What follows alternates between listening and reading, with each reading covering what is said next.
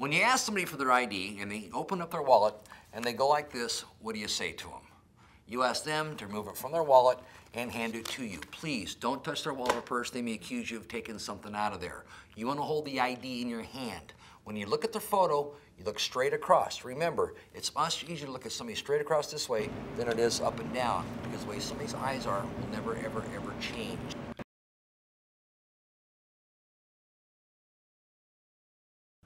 Let's say I go into the bar, I grab 2 beers, I hand it to somebody who's 18, 19 years of age, we sit down, you assume they were carded. They were never carded. You gotta be very careful about it. You got a group of youngins who are people of age, keep your eye on them. There's a good chance they'll have a little sip of minds going on. Give them a little bendy poo. You'd be surprised how they're nothing more than cardboard and they'll snap in your hands. Look at the back of the ID. Sometimes they're poorly photocopied. They're blank. It's not a true barcode on there.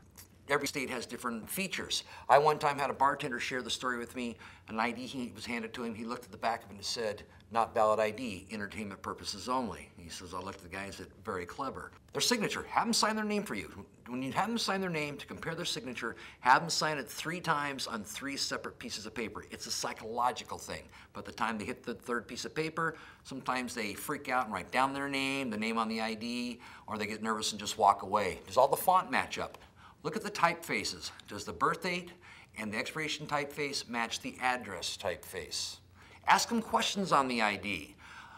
A lot of people, when they have a fake ID, they'll be using somebody else's ID and they'll have it completely memorized. What you want to do is you want to hold the ID in the hand. You want to make them feel comfortable. Because remember, they've got the information in their head from top to bottom.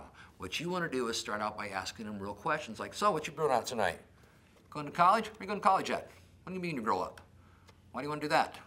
And then in the middle of nowhere, he goes, "What's your birthday? Why don't you spell a name for me? So where'd you go to high school at?" Talking about it, You look in the back of it like, "Hey, what DMV did you get this from?" You don't remember? Well, you were there for like 3 hours. I wasn't. You an organ donor? What month you born in? I'm sorry, what month is that? 3 or is that March? Oh, 3, yeah. When do you be 21? They tell you it's awesome.